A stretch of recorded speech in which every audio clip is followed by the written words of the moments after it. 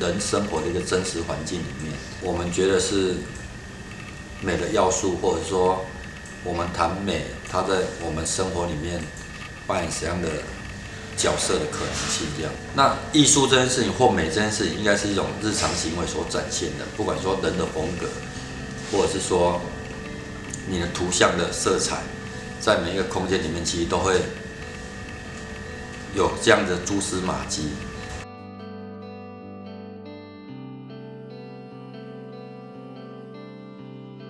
现在回想起来，做的这些事情，好像蛮梦幻。那这6年来，我们不断的去做尝试，那设计怎么跟社区产生关系？可以怎么去做互动？从2005年到2006年，这样一路下来，我们并不是只是去做一个社区，我们从我们10几个社区的经验里面去浓萃出一个好的社区的建构，它必须要有几个很重要的本质。我们这个团队就一起开始往下爬，就是有点像爬书出一些想要了解的事情是什么。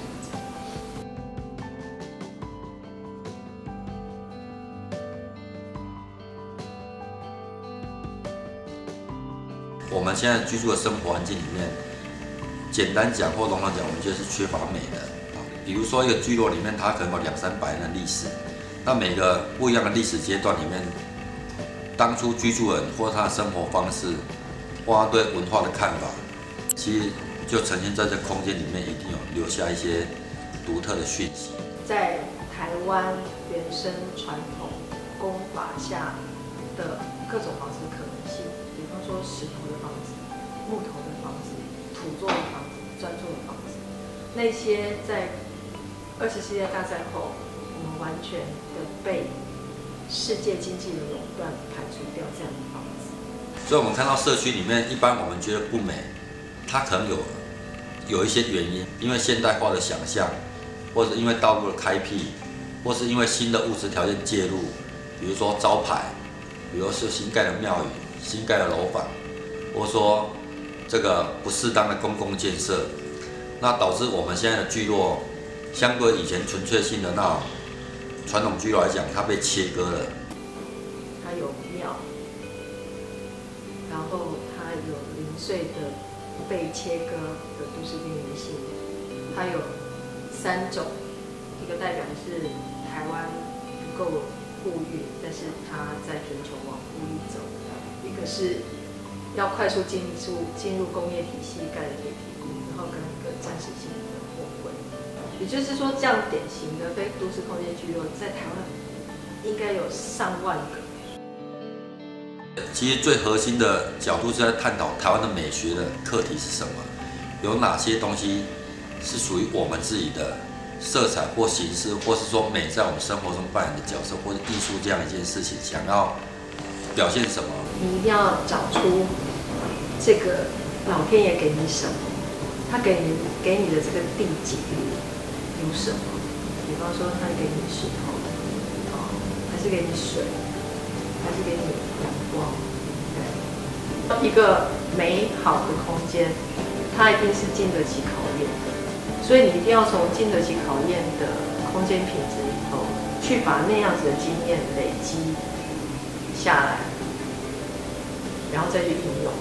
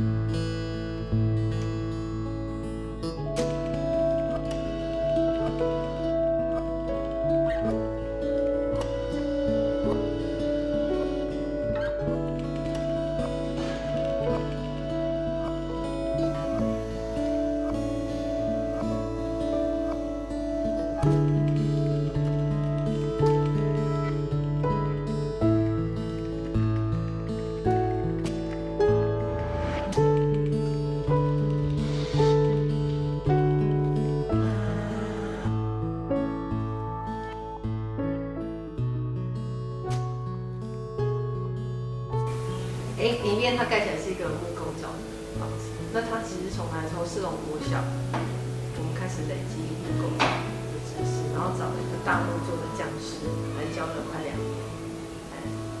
所以大家就学会木构造的东西。那个里面那个基台就是石头的构造，是因为我们去整理了1年的那个三坎店糖厂的神社，然后我就是对那个石头的砌法很着迷。我们其实是学习它的东西，然后把它放在它应该有的神圣空间的地方，这样。与其说是6年，其实应该是这10年就不断在累积哦，从我们对材料认识，然后跟社区的相处，到跟艺术家的高回，然后到实际上我们自己设计的底子。其实我们好像有点像蹲马步了哦，一个基本功，一个基本功，一个基本功，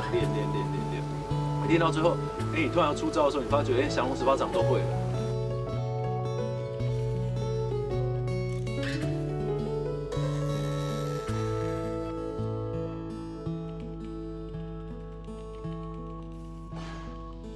这个工作坊它会产生出一个很像仪式性的一个空间，而它形成了对庙宇的一个尊敬，同时它也变成了一个民间很容易亲近的场域的一个戏台。我觉得统合起来好像是改变了一种关系哦，除了本来从平面的空间的改变，然后本来是从很生冷的一个施工图，然后变成是手画的哦，变成是比较像漫画的，让居民可以做理解，甚至透过照片变成沟通的方式，哦，去解放掉那个关系。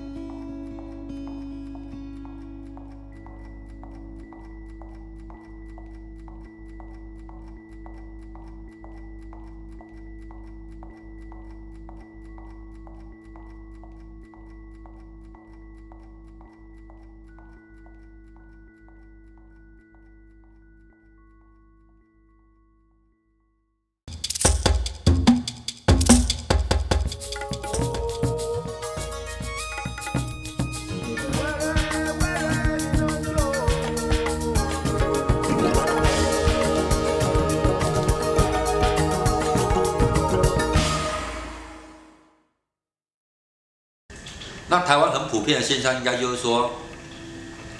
我们对现代性有一种扭曲的，或是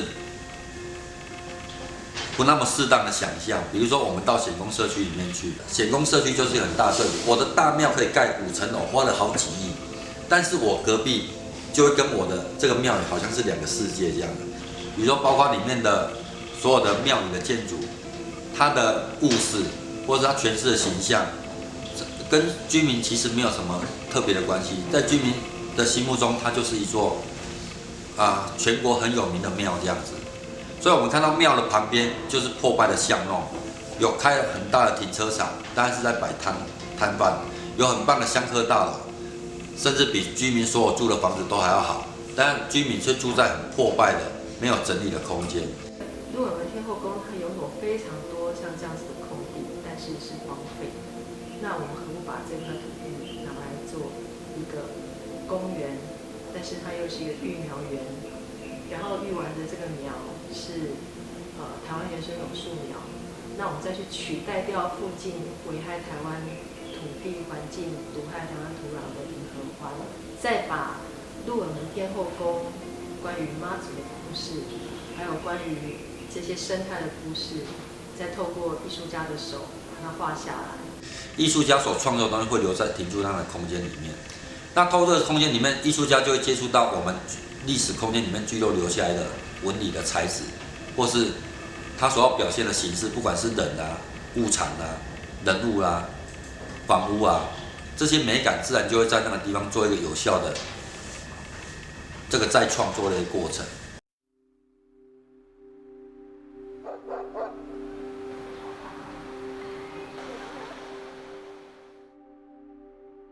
因为这里它地层下陷其实还蛮严重的，这样就是地底下有水地，就是变成一条河这样。觉得就是这种海边地方，其实水平线是一个很强的视觉意象的。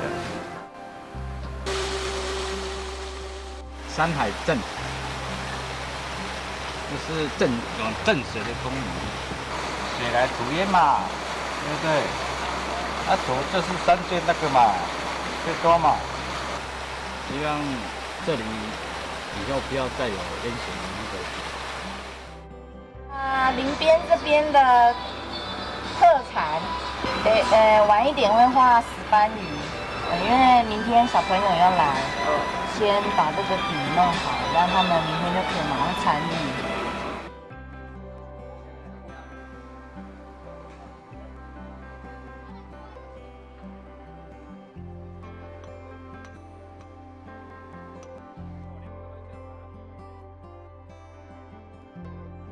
相对一个画家在画室里面画的，因为在社区空间里面的画图这一件事情，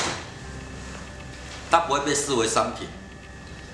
它的定义或是它美不美，可能最直接来自于跟这社区空间的融合，跟在地居民的反应。所以所谓艺品跟艺术的角度，基本上就会被扭转了。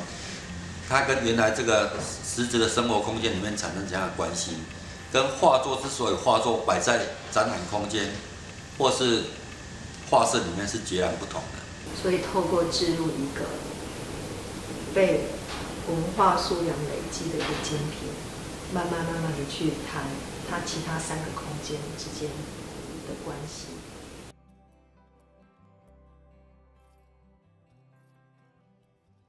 就是我们一般人在学院在谈的，我们现在所谓学院在谈的，或艺术杂志在谈的艺术，是哪一种？对他们来讲非常遥远的艺术。如果西斯汀教堂是艺术殿堂，那相对来讲，我们北港妈祖庙跟龙山寺应该就是艺术殿堂了。对，它应该是形成我们某种古典或者是传统。对，好，如果是现代性的，比如说大的巨蛋的展览场所，或大的演艺厅美术馆，它是不是我们的传统？那这个所谓的传统，跟我们原来的真实的生活差异性在哪边？那你要怎么去爱它？那你透过爱的理解，最后你能够才能找出这一块地理的属性跟你要做的这件事情，它要告诉你的土地原理是什么。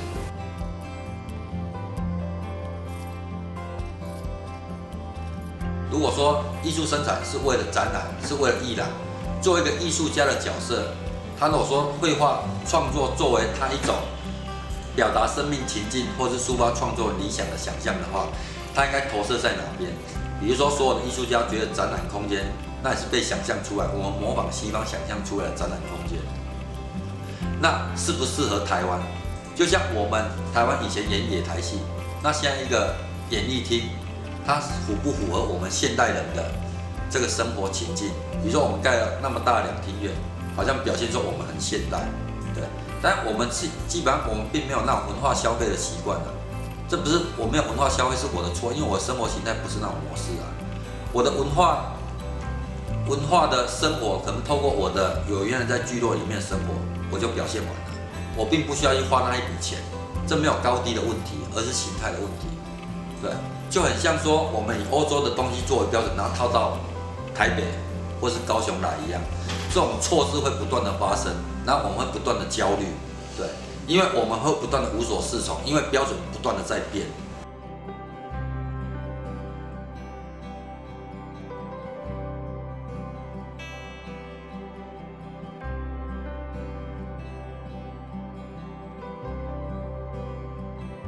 大风吹，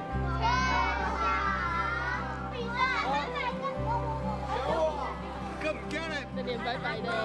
佢未試温咧，你繼續嚟，跟嚟。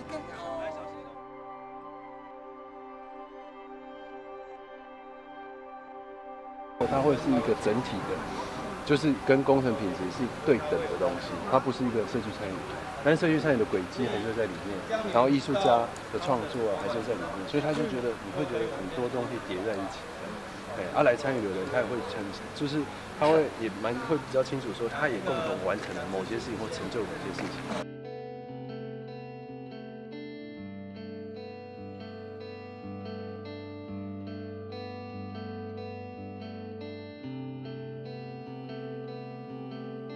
把大家的集体力量去成就一个公园慢慢产出作品，然后到整个公园被完成之后，变成一个完全是透过大家打造跟记忆累积的一个作品跟空间。这个例行的过程不是概念论述的，就是说我们觉得美学在哪边，而透过有一个起心动念，觉得说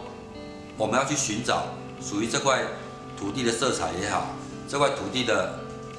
精神内容也好，这块土地的生活形态也好，它不是透过表述或是概念化的分类的，而它都透过实践跟参与的过程，跟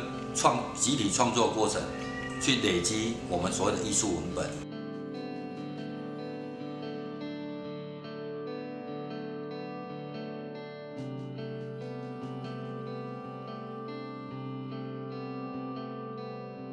回到社区里面去，透过这个方向去探讨，我觉得台湾的当现代艺术会在这边找到新的能量跟新的可能性。那这个累积的观念，就好像1年级、2年级、3年级又回到跟土地的关系这部分去做辩证，就是说我们在经营或者是完成一件作品或者是一个社区的营造的案子的时候，它开始不是用1年为单位了。我们在想说，那明年呢？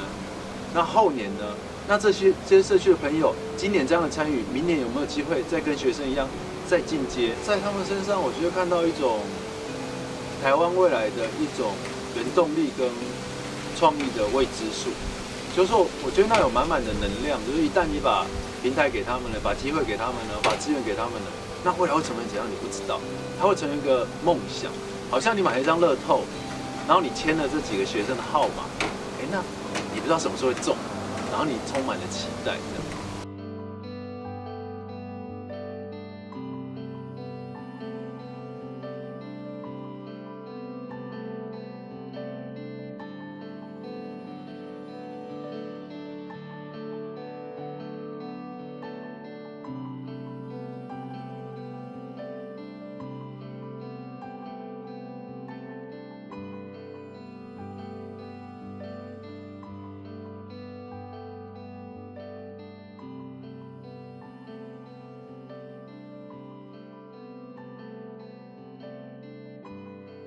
我觉得台湾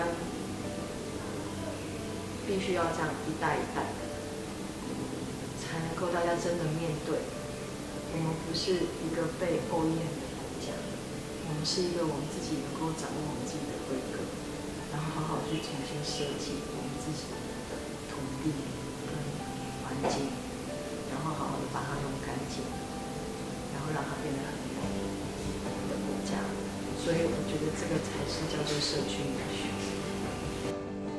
怎么去重新回到这块土地所累积的，或是当代很混杂的错乱的现象里面，找到我们最根本的差异性或是主体性的美感经验。那我觉得这会是对台湾的艺术的发展，或是创作者来讲，或我们再重新探讨